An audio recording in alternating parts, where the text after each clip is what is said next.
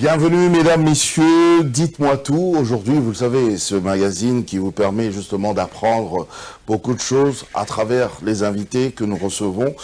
Aujourd'hui, nous allons recevoir un invité qui nous vient, on va dire, de très loin hein, quand même. Est-ce qu'il est de la diaspora? Oui, on peut le dire aussi comme ça. Il est un petit peu de la diaspora, mais il aime bien son pays. Il est congolais. Il s'appelle le pasteur Baron Mbala. Baron Mbala, il est pasteur, il a accepté notre invitation, il a décidé de tout nous dire aujourd'hui à travers ce magazine. Pasteur Baron Mbala, bienvenue. Merci tonton Jacques, un plaisir de me retrouver ici. Merci d'avoir accepté notre invitation. Alors déjà, d'entrée de jeu, si vous devriez, c'est vrai que c'est difficile de parler de soi, mais si on vous demandait de parler de vous brièvement, qu'est-ce que vous direz? Brièvement, mon nom c'est Baron Mbala, comme vous l'avez dit tantôt. Je suis chrétien. Je suis marié, père de 3 enfants, un garçon et 2 filles. De la diaspora, comme j'ai dit aussi? Oui, de la diaspora. C'est pas mauvais, hein? Oh non, c'est pas mauvais, nous représentons le pays à l'extérieur. Ah ben oui. Ouais, tout à fait. Donc, je suis pasteur de l'église Pont de Grâce. En français, on dirait Pont de Grâce, en anglais, c'est Bridge of Grace Church. Yeah. Alors, je suis aussi responsable du ministère Gospel Influence Ministries, so Gospel Influence Ministries. Donc voilà en ce qui concerne ma petite présentation. Grosso modo, oui, voilà. C'est ça. Alors vous organisez justement une conférence, une grande conférence qui se tiendra pendant 3 jours du 27 au 29 mars 2019 prochain. Tout à fait. Alors, avec pour thème un si grand salut en Christ, déjà d'entrée de jeu, pour, du moins, comme je dis, pour les petits-enfants. C'est quoi le salut? Le salut, c'est un mot aussi simple à définir et parfois aussi complexe. Ça dépend de l'approche que vous prenez.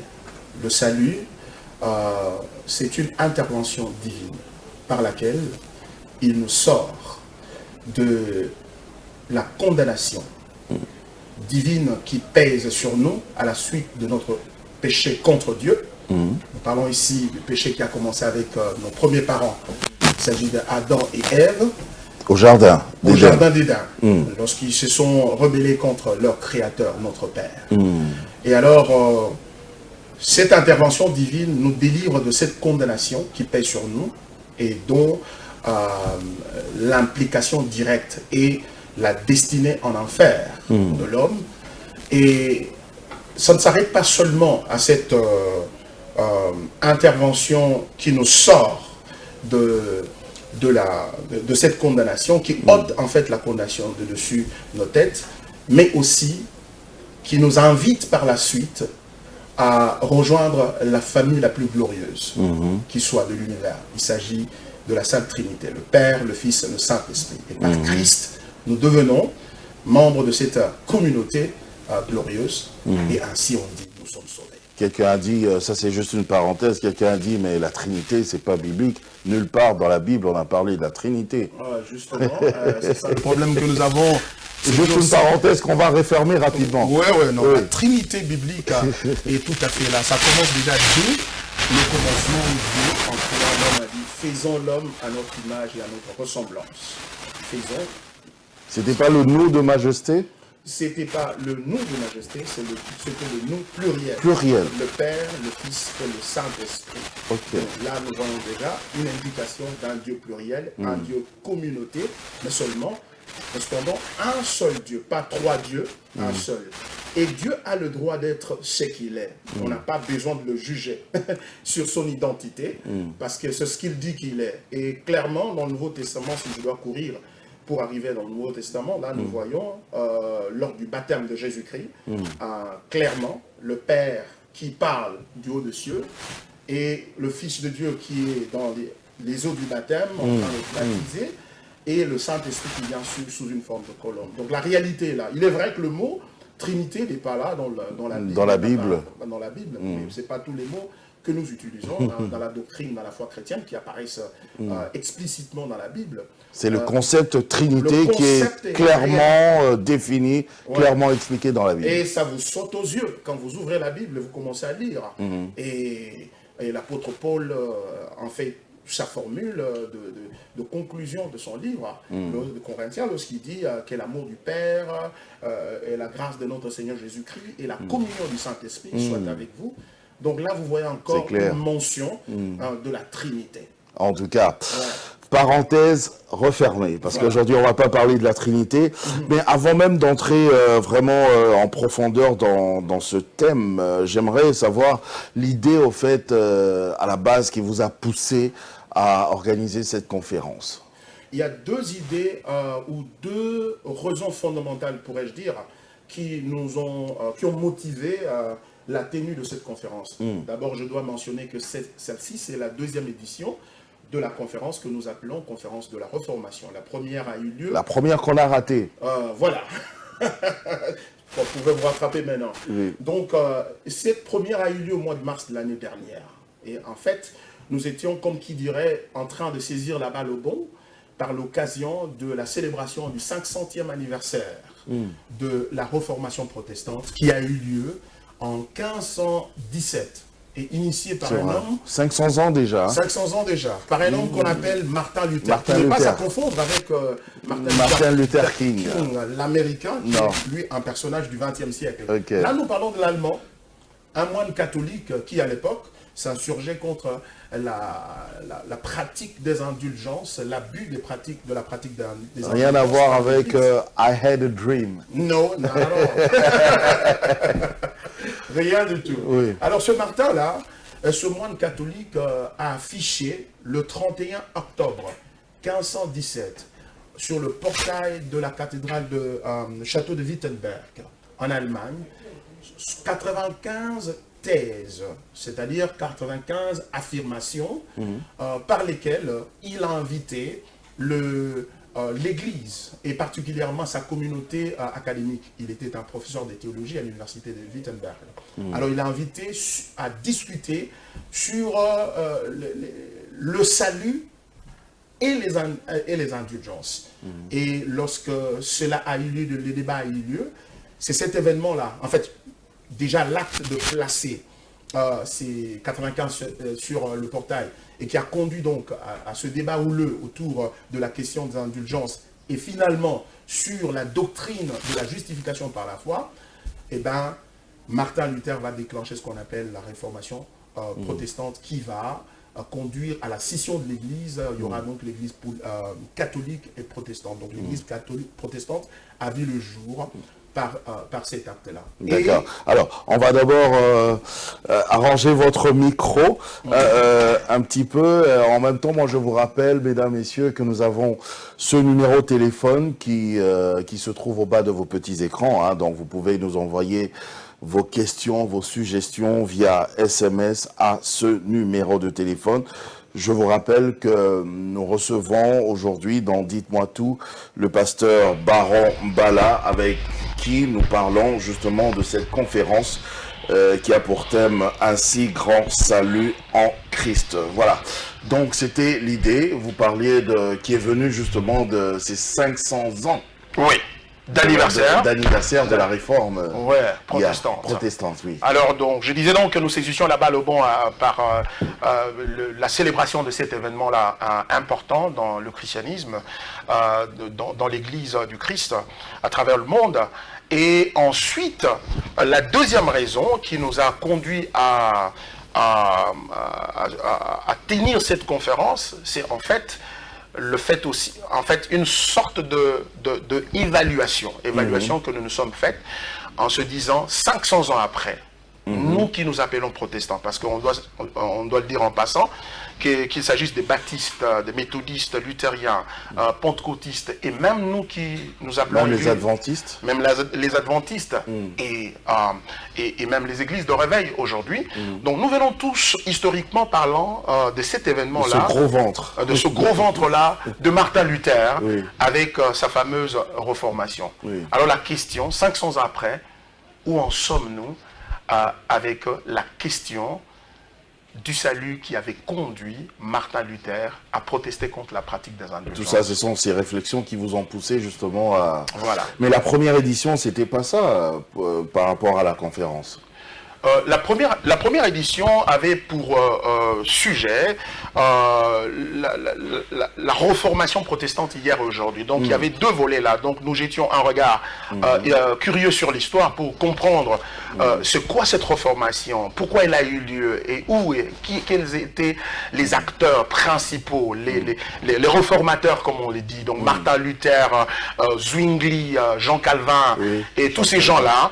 Et d'autre part, on se confrontait, on se posait la question à la lumière de ce qui est en train de se passer aujourd'hui. C'est-à-dire la vie de l'Église aujourd'hui, la vie des pasteurs aujourd'hui, la vie chrétienne aujourd'hui. Sommes-nous encore sur les rails? Sommes-nous encore dans le salut?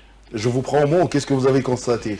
Nous avons malheureusement constaté en fait que l'Église, comme toujours, a la propensité de se distancer de la vérité et distancer donc des Écritures et verser dans autre chose. Et quand elle se comporte de la sorte, et elle compromet la compréhension du salut et même la manière dont les chrétiens doivent vivre. Donc nous avons constaté qu'il y a beaucoup de distorsions aujourd'hui dans nos rangs, dans l'Église, et qu'il y a besoin d'une reformation. D'ailleurs, le réformateur avait eux-mêmes dit à l'époque, Semper reformanda, une phrase en latin comme pour dire que l'Église doit être en continuelle reformation. Pourquoi? Parce que, en tant qu'être humain... Une sorte de mise à jour. Ouais, sorte de mise à jour. Continuelle. Oui. Nous devons toujours nous regarder, nous devons toujours nous évaluer pour nous poser la question de savoir si nous sommes encore sur le bon chemin. La Bible dit que celui qui croit être debout prenne garde de tomber. Voyez-vous? Donc, ça doit être la culture de l'Église de nous poser la question, où est le Seigneur? L'avons-nous laissé derrière nous? Nous sommes-nous écartés des savoirs? Et je crois que c'est la question qui nous préoccupe. Vraiment. D'où cette conférence, Un si grand salut en Christ. On avait parlé, vous avez expliqué un petit peu le salut. Alors, la grande question que beaucoup d'ailleurs se posent toujours, c'est, vous avez mis un accent sur Christ. Vous dites, le salut en Christ. Donc, à part Christ, Jésus, on ne peut pas avoir le salut. Ou qu'est-ce que vous voulez nous expliquer par rapport à cela? Oui, par rapport à cela, et surtout sur base des Écritures, c'est-à-dire de la Bible, de notre lecture de la Bible, le salut n'est possible qu'en Jésus-Christ. La Bible dit qu'il n'y a aucun autre nom qui a été donné aux hommes par lequel vous pouvez être sauvés. Justement, c'est pour nous chrétiens, mais le Dieu en qui nous croyons, c'est-à-dire Jésus-Christ qui est le Fils de Dieu, il n'est pas la propriété de chrétiens. Il n'est pas la propriété de chrétiens. C'est le Fils de Dieu. C'est le Fils de Dieu. Et en tant que tel, Dieu a placé le salut en lui, de telle sorte que quiconque croit en lui reçoive le salut de Dieu. Mais les hommes, comme toujours, vous le savez, déjà de par l'incident qui s'est produit dans le jardin d'Éden, où la Bible nous explique que l'homme a péché contre son Dieu parce qu'il a voulu être indépendant et devenir autonome de son Dieu. Et l'homme a toujours cette propensité-là, cette tendance-là, à vouloir faire les choses à sa manière, et définir le salut à sa manière, et prendre le chemin qui lui plaît. Et c'est essentiellement ça, la racine du péché. Nous ne devons pas faire comme nous le voulons, nous devons faire comme Dieu le veut. C'est pourquoi Jésus, en priant, nous a appris à dire que ta volonté soit faite sur la terre comme au ciel. Que la volonté de Dieu soit faite, parce que c'est elle qui est parfaite. Et la volonté de Dieu est celle-ci, c'est que tous soient sauvés par Christ et pour la gloire de Christ. Mais ce Dieu-là, il a créé l'homme à son image et selon sa ressemblance. Justement. Donc, on va dire, il a tellement investi, il a vraiment investi de son divin dans l'homme. Alors, comment pour un péché, on va dire un péché aussi minime, une petite désobéissance comme ça, un petit bémol, et Dieu va dire, voilà, c'est fini, vous êtes privé du salut? Oh, je suis très content que vous ayez posé cette question, tonton Jaco, parce que, en fait, c'est ça le nœud du problème. Le nœud du problème, dans notre difficulté à comprendre ce que c'est le salut, c'est d'abord la difficulté à comprendre ce que c'est le péché. C'est quoi le péché? Je vais le définir très brièvement. Le péché, certes, en lisant le texte biblique, la définition qui nous saute aux yeux, c'est celle qui consiste à le percevoir, c'est-à-dire le péché, comme étant la transgression, le brisement du commandement de Dieu. Dieu dit, ne mangez pas le fruit. Et quand vous mangez le fruit, vous avez péché. Mais en réalité, une étude minutieuse, il y a toute une branche de la théologie et l'armathéologie qui étudie la question du péché et la problématique du péché, voulais-je dire, qui nous aide à comprendre qu'en fait, le fait de transgresser la loi de Dieu c'est un symptôme du péché. Le péché lui-même, il est ailleurs. Ok. C'est un symptôme du péché. Dites-nous tout, en tout cas. Je vais vous le dire. Yeah. Là, nous retournons au livre de Genèse, au chapitre 3. Le diable vient sous forme du serpent, qui vient et dit, Dieu a-t-il réellement dit que vous ne devez pas manger le fruit de tous les fruits du jardin? La femme lui répond très clairement en disant, non, Dieu a dit que nous pouvons manger de tous les fruits des arbres du jardin, à l'exception de l'arbre, du fruit de l'arbre qui est au milieu du jardin, l'arbre de la connaissance du bien et du mal. Et le diable de retorquer, dit non. Non, en fait, je voulais dire, Ève a dit, Dieu a dit, ne mangez tout à l'exception de cet arbre-là. Car le jour où nous en mangerons, nous mourrons. Et c'est là que le diable retorque pour dire, non, vous ne mourrez pas. Vous ne mourrez pas. Pourquoi? Parce que Dieu sait que le jour où vous en mangerez, vos yeux s'ouvriront et vous deviendrez comme de Dieu. C'est là que le problème commence. Parce que là, le diable est en train de faire deux choses. D'abord, il est en train de contester l'autorité de Dieu à juger. C'est la première fois dans la Bible où on voit une contestation, une opposition contre la doctrine du jugement. Il dit non, vous ne mourrez pas. Et pourtant Dieu a dit, si vous le mangez, vous mourrez. Vous mourrez. Il contredit Dieu. Et deuxièmement, ce qu'il fait, c'est qu'il tord la perception de Dieu. Il tord l'image de Dieu pour froisser, tordre la perception de ce que Dieu est et représente dans la tête de l'homme et de la femme. De la femme d'abord dans le cas d'espèce, parce qu'il était le diable en train de parler avec la femme. Et voilà. Donc quand il lui dit, non, il sait que le jour où vous en mangerez, vos yeux s'ouvriront et vous deviendrez comme de Dieu. Ça veut donc dire quoi? Ça veut dire que Dieu n'est pas honnête. Il vous cache quelque chose. Il y a une vérité qu'il ne voudrait pas que vous preniez, dont il ne voudrait pas que vous preniez connaissance. Il n'est pas gentil. Il n'est pas gentil. Moi, je suis gentil, je vous dis. Moi, je suis gentil, je suis un volontaire. D'ailleurs, vous ne me payez rien. Je viens offrir vos services, c'est gratuit. Voilà. C'est à prendre ou à laisser. Mais toujours est-il que je tiens à vous ouvrir les yeux. Voilà. Donc, il sait que quand vous allez manger le fruit, vos yeux vont s'ouvrir et vous deviendrez comme le Dieu. En d'autres termes, vous êtes dans une sorte d'esclavage que vous ignorez. Il vous tient comme ses esclaves. Alors, votre liberté passe par la transgression de cette loi. Donc, en disant ça, la première chose que le diable fait... Mais en même temps, eux, ils avaient une certaine connaissance, donc ils pouvaient aussi... je vais dire contredire. Il pouvait balayer ça en un tour de main. Oui. En un tour de main et dire Jésus l'a fait, non Oui. Après son jeûne. Justement, pourquoi ils ne l'ont pas fait? Parce que justement, ils ont douté du caractère des dieux. Ah oui? Ils ont douté du caractère des dieux. Cette suggestion-là a provoqué le doute en eux. Et ils avaient le divin en eux, non? Ils avaient le divin en eux. Mais cependant créé libre, pas comme une sorte d'automate. Ah d'accord. Créé pas comme un ordinateur. D'accord. Créé libre par un Dieu d'amour, un Dieu de liberté, un Dieu qui veut voir les gens l'aimer pour ce qu'il est. Non pas parce qu'il force. En toi, mais je te laisse libre. Je te laisse libre. Tu peux réfléchir et décider. Et ça fait la pureté de l'amour. Et ça fait beau quand vous recevez un amour qui est conséquence d'une liberté plutôt que d'une programmation. D'une programmation, si je peux dire ainsi. Alors, je reviens pour dire que, le diable tord leur perception de Dieu, et ce qui conduit au doute, c'est-à-dire, ils transfèrent leur foi, la confiance qu'ils avaient en la personne de Dieu, vers eux-mêmes. Ils disent, il est en train de nous tromper, alors nous récupérons la foi, la confiance en nous-mêmes. Et c'est après ce déficit de confiance-là qui s'est créé dans leur relation avec Dieu qui va conduire à ce qu'on appelle l'idolâtrie. L'idolâtrie, c'est-à-dire en ce moment-là, Dieu ne fonctionne plus comme Dieu pour eux. Il est Dieu dans sa nature, mais fonctionnellement parlant, il n'est plus Dieu. Pourquoi? Parce que ce n'est plus à lui de me dire qu'est-ce qui est bon, qu'est-ce qui est mauvais. C'est moi-même qui veux le dire et qui veux le faire. Et cette idolâtrie-là... Parce que j'ai déjà mangé, j'ai avalé cette connaissance. Non, bien même avant de manger le fruit. Tout cela, c'est avant de manger le fruit. Oui, donc la distorsion de l'image de Dieu, de la conception, de la perception de Dieu, le manque de foi, le retrait de la foi en Dieu, troisièmement, l'idolâtrie, et finalement la rébellion. Et la rébellion veut tout simplement dire, c'est une déclaration d'autonomie.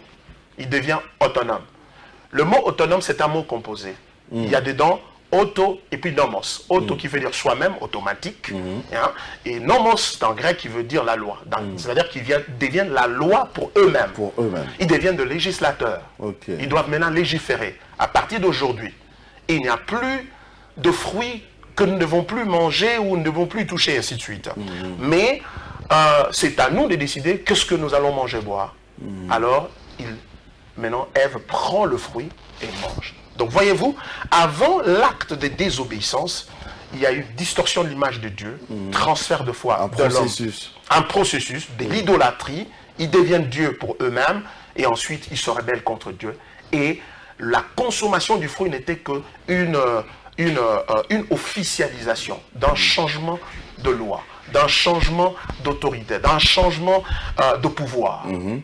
Alors, c'est pour cela que l'acte de manger le fruit nous paraît banal. Mais en réalité, il est sous-tendu par tout ce processus ici et qui tord l'image de Dieu, et qui conduit à l'idolâtrie. Donc, c'est pour dire que, en fait, tu ne peux pas désobéir à Dieu à moins que tu contestes son autorité. Et pourtant, il y avait aussi l'arbre de vie. Il y avait l'arbre de vie. On ne leur avait pas interdit l'arbre de vie. On ne leur avait pas interdit l'arbre de vie. Ils auraient pu le manger. Oui. Et mais cependant, maintenant que Dieu se rend compte qu'ils ont mangé l'arbre de la connaissance du bien et du mal, mais alors empêchons-les à toucher à l'arbre de la vie. Voilà. D'où, maintenant, il faut nécessairement, comme l'homme a été privé de tout, il faut nécessairement maintenant l'intervention de Christ, de Jésus. Voilà. Puisque l'homme a été, lorsqu'il a consommé le fruit... Il pouvait aussi se ressaisir et dire « Pardon Seigneur, pardon, pardon », puisque dans le jardin, on voyait bien que l'homme parlait bien avec Dieu, non? Tout à fait, tout à fait. Et c'est là maintenant... Au lieu de commencer à dire « C'est la femme que tu m'as donnée », il pouvait dire « Pardonne-moi, vraiment, je ne sais pas ce qui m'a pris ». C'est là que nous commençons à comprendre l'importance du salut et sa particularité. Parce que la Bible dit, il n'y a pas... Parce qu'on pouvait bien, ce que vous avez dit est correct, il pouvait dire, excuse-moi, le soir là, excuse-moi, au lieu de verser dans c'est la femme que tu m'as donnée. Oui, dans les justifications et autres. C'est la femme que tu m'as donnée. Non, non, il aurait pu dire, excusez-moi. Mais quand bien même il aurait dit ça, il ne serait pas pardonné. Pourquoi? Pourquoi? Justement. D'abord, parce que la conséquence du péché est que, 1, l'homme est devenu corrompu dans sa nature. Il est corrompu et irréparablement corrompu. Irréparablement corrompu dans sa nature. Ça, c'est 1. Et de 2, à cause du péché, l'homme s'est érigé en ennemi contre Dieu. Et Dieu, à cause de sa justice, ne peut pas l'accepter sans réparation, légalement parlant. Légalement parlant. C'est pourquoi la Bible dit, sans effusion de sang, il n'y a pas de pardon. Il n'y a pas de pardon. De péché. Donc, le salaire du péché, c'est la mort. Le salaire du péché, c'est la mort. Donc, ils étaient morts. Ils étaient morts par rapport à Dieu. Ils étaient morts, donc incapables de rentrer en contact et en harmonie avec Dieu. Incapable. Et l'incapacité ne venait pas seulement d'eux. Elle venait en fait du fait que la justice de Dieu, un Dieu juste, demandait réparation, exigeait réparation avant la réconciliation. C'est pour cela qu'on voit aussi aujourd'hui, dans la vie courante, que nous avons le système judiciaire. Imaginez une société où il n'y a pas de justice, il n'y a pas de droit. C'est l'hécatombe. Donc c'est terrible. Ouais, c'est la jungle. C'est la jungle. Donc,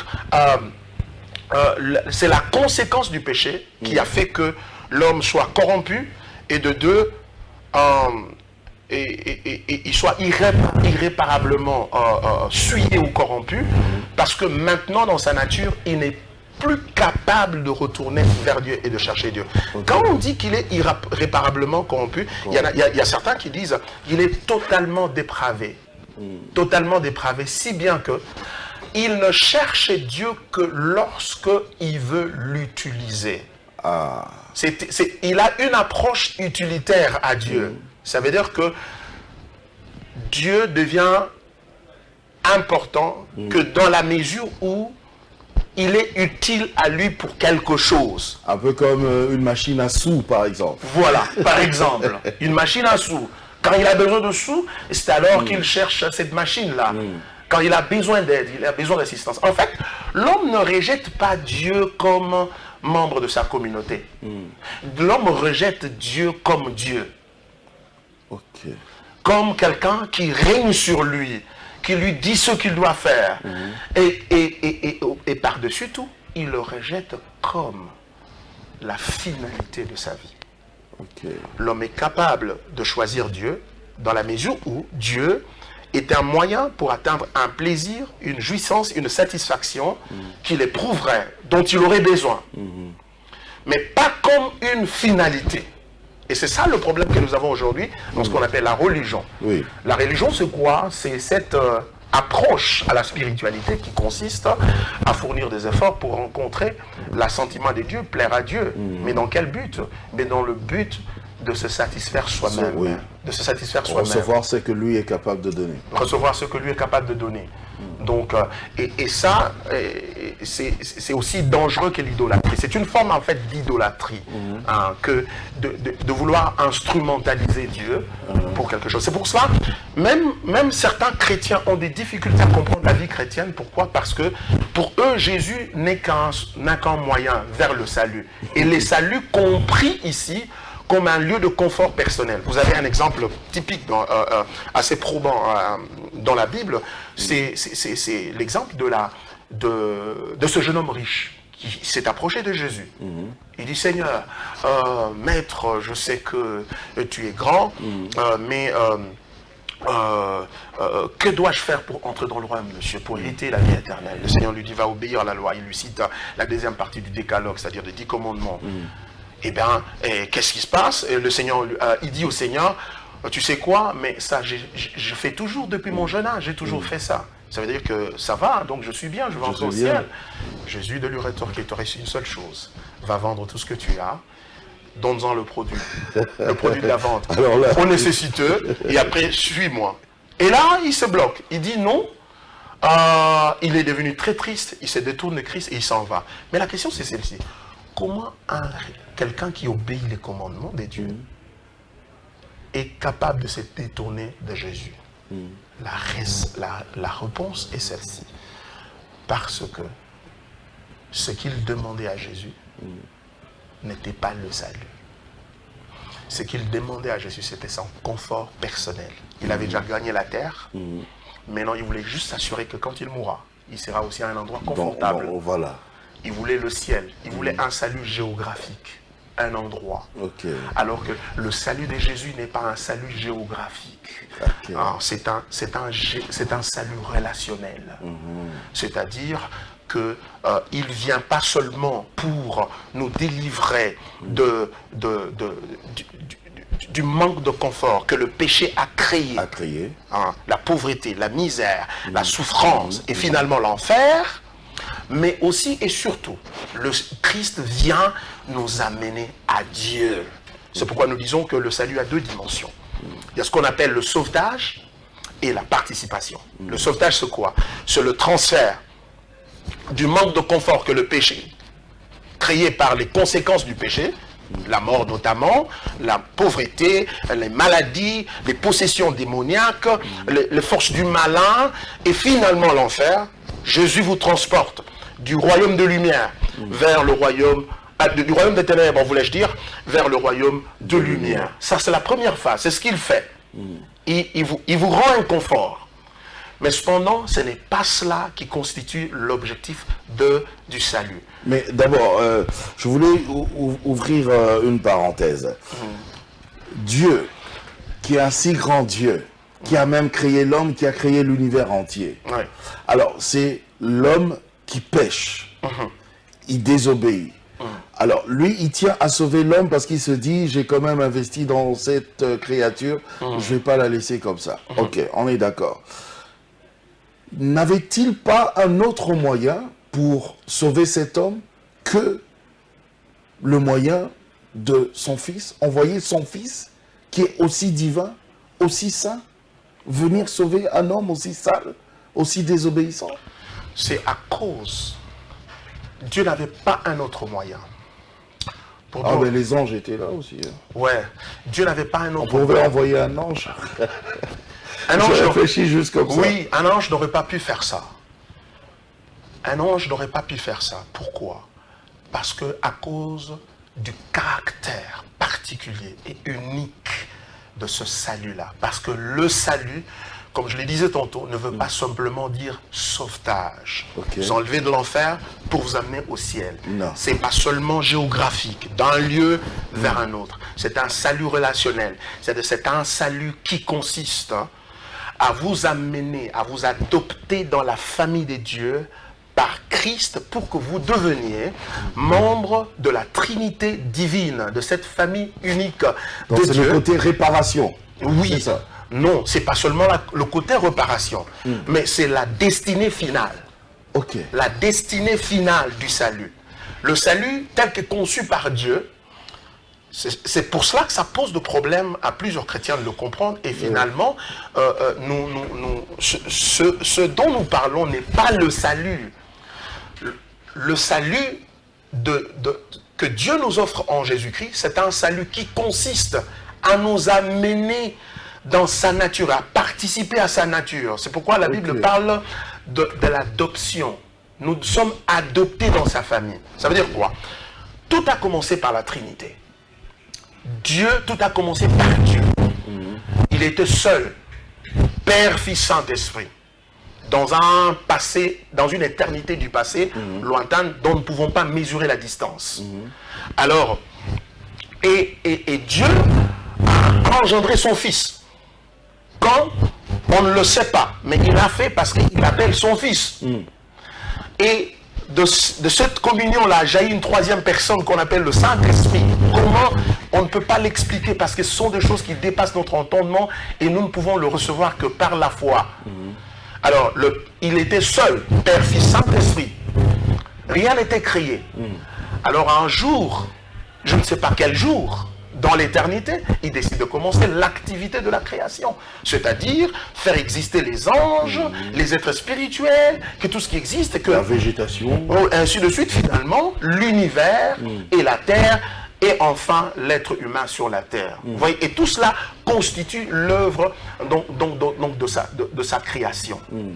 Et de toutes les créatures qu'il a créées, qu'il a faites, aucune n'est créée à son image sinon l'homme, l'être humain. Et ça, c'est un privilège qui vous indique déjà que Dieu avait l'intention de faire quelque chose de particulier avec l'homme. Et de deux, dans cette éternité-là, il planifie un salut. Il planifie un salut. L'idée de Dieu en créant la terre, c'était en fait de manifester le salut. Quand Pas nous lisons- salut en tant que sauvetage. pas comme sauvetage, Non, le mais salut, comme au participation niveau- voilà. à sa nature. Ok. Afin que l'homme devienne son fils. Il devienne comme Jésus-Christ. Alors, en tant que tel, aucun ange ne pouvait l'amener là, dans cette union-là de la Trinité. Il n'y a que Dieu lui-même qui pouvait nous amener là. Et la bonne nouvelle, c'est que ce Dieu-là, si je peux parler en langage d'homme, Oui. il est en 3 exemplaires. Il est Père, Fils, Saint-Esprit. C'est pourquoi le Fils peut dire, Père, je vois ton embarras. Ils ont péché contre toi. Ta justice te demande de le fouetter, Oui. de les condamner, et ce pour l'éternité. Pardonne-leur. Mais ton amour réclame le pardon et l'assistance. Et moi, je m'offre pour aller prendre leur place, afin que, en prenant leur place, tu sois à mesure de réconcilier ta justice qui demande réparation et ton amour qui demande, qui exige assistance. Parce que tu ne peux pas supporter l'infraction de la non-assistance de personnes en danger. En tout cas, je pense d'ailleurs que... Quel amour, hein? Quel amour! Je pense d'ailleurs que pour aujourd'hui, on va s'arrêter là. Oui. Parce que si vous voulez des détails, vraiment des détails, entrer encore en profondeur, eh ben, il faut participer à cette conférence. Tout à fait. Qui va se passer le 27, 28, 29 mars 2019. Le thème, un si grand salut en Christ. Qui seront les orateurs, pasteur? Oui, cette grande conférence connaîtra la participation des auteurs suivants. Il y a le pasteur Sita Luemba, que nous connaissons. Il y a le pasteur Roland Dallot, le pasteur Raoul Matadi et le pasteur Ken Luamba. Mais il y a aussi un autre pasteur qui nous vient des États-Unis, un Américain, qui s'appelle Joel Groth. Et il sera l'un des orateurs. Et moi, votre humble serviteur, je serai aussi orateur durant cette conférence. Ce sera de 8h à 12h. Ce sera 3 jours de 8h à 12h le matin. Tous les jours. C'est gratuit? C'est tout à fait gratuit. Il n'y a aucun paiement à soumettre. Qui sont invités? Les hommes de Dieu ou bien tout le monde? Tout de Christ. Tout le monde est invité, le corps du Christ est invité, et la raison étant simple, que dans le Nouveau Testament, nous avons un sacerdoce global de tous les croyants. Tous nous sommes appelés à servir Dieu. Et ceux qui ne sont pas pasteurs ou serviteurs de Dieu aujourd'hui, entre guillemets, eh ben, ils pourront le devenir demain. Et nous voulons qu'ils prennent connaissance de ce grand thème ici, sur le salut, car l'Évangile exige que nous puissions comprendre le salut. En tout cas, pasteur Baron Bala, merci. C'est moi qui vous remercie, tonton C'est Jaco. sûr qu'on va se retrouver ce jour-là. Pendant les 3 jours, on sera là. J'aimerais bien Je vais pas rater la 2e édition. En tout cas, pas du tout. Merci à vous, chers téléspectateurs, de nous avoir suivis. Les questions, vous continuez à les envoyer par SMS à ce numéro de téléphone. On se retrouve donc pour la conférence, le 27, 28, 29 mars 2019. Ne ratez pas, c'est une occasion en or pour tout connaître autour du salut en Christ.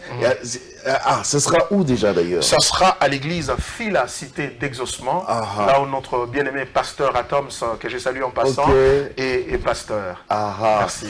À l'église Fila, cité d'Exaucement. En tout cas, merci parce qu'en plus, il a donné gratuitement la salle. Pasteur Atoms reste égal à lui-même. C'est un homme extrêmement généreux. Pasteur.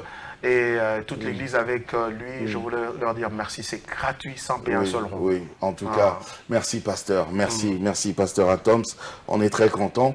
Merci à vous de nous avoir suivis. On se retrouve la prochaine fois pour un autre numéro de Dites-moi tout. Au revoir.